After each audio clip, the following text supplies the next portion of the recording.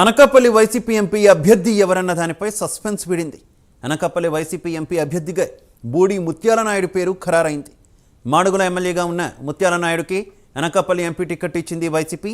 ఇప్పటికే 175 MLA 24 MP స్థానాలకు అభ్యర్థుల్ని ప్రకటించింది వైసీపీ. అందులో అనకాపల్లి ఎంపీ స్థానం ఒక్కటే పెండింగ్లో ఉంచింది.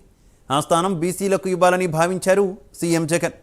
సిట్టింగ్ ఎంపీ బీశెట్టి వెంకట సత్యవతిని పక్కన పెట్టారు. ఈ నియోజకవర్గం నుంచి రాజ్యసభ సభ్యుడు సీనియర్ నేత సీఎం రమేష్ బీజేపీ తరపున పోటీ చేయనున్నారు.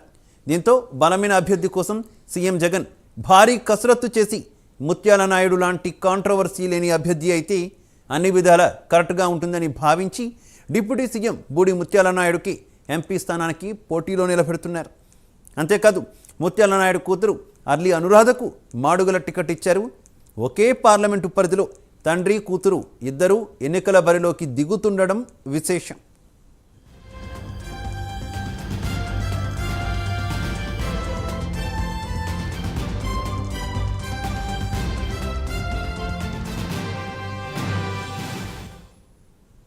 అనకాపల్లి పార్లమెంటు స్థానానికి వైసీపీ అభ్యర్థిని ప్రకటించింది. ఇప్పటిదాకా వైసీపీ అన్ని స్థానాలు ప్రకటించగా కేవలం అనకాపల్లిని మాత్రమే పెండింగ్ పెడుతూ వచ్చింది.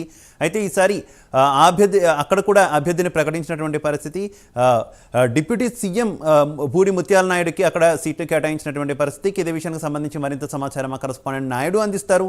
Naidu, good evening Shiva. ఇక్కడ రాజకీయాలు చూసుకున్నట్టయితే ఆంధ్రాలో చాలా వేడిగా ఉందని అనిపిస్తుంది. అంటే సమ్మర్ లో కూడా దీనిలో ఈ హీట్ కూడా చాలా ఎక్కువగా ఉందని మనం అనుకోవచ్చు. ఎందుకంటే అన్ని పార్టీల్లో కూడా ఏదైతే అభ్యర్థుల్ని పెట్టే విషయంలో అయితే మాత్రం చాలా వరకు కన్ఫ్యూజన్ నెలకొన్న పరిస్థితి అయితే మనకి కూడా కనిపిస్తూ ఉంది. అదేవిధంగా చూసుకున్నట్టయితే ఇక్కడ ఉమ్మడిగా పోటీ చేస్తున్నటువంటి జనసేన, బీజేపీ, తెలుగుదేశం సంబంధించి కూడా అభ్యర్థులను ఎదురు తెచ్చుకునే పరిస్థితి. అదేవిధంగా చూసుకున్నట్టయితే వైసీపీ సైతము అన్ని స్థానాలను ప్రకటించినప్పటికీ కూడా కేవలం అనకాపల్లి ఎంపీ స్థానాన్ని అయితే మాత్రం బీసీలకి కేటాయించాలంటూ ముందుగానే అనౌన్స్ చేసింది. అదేవిధంగా చూసుకున్నట్టయితే సుమారుగా 175 అసెంబ్లీ స్థానాలను 24 ఎంపీ స్థానాలు ప్రకటించినప్పటికీ కూడా కేవలం అనకాపల్లి ఎంపీ స్థానాన్ని మాత్రం ఖాళీగానే ఉంచింది. అందుకు కారణం అయితే కొన్ని రీజన్స్ కూడా కనిపిస్తున్నాయి. ఎందుకంటే బండారు సత్యనారాయణమూర్తి పార్టీ మారుతారని, అదేవిధంగా చూసుకున్నట్టయితే కనుక బండారు సత్యనారాయణమూర్తి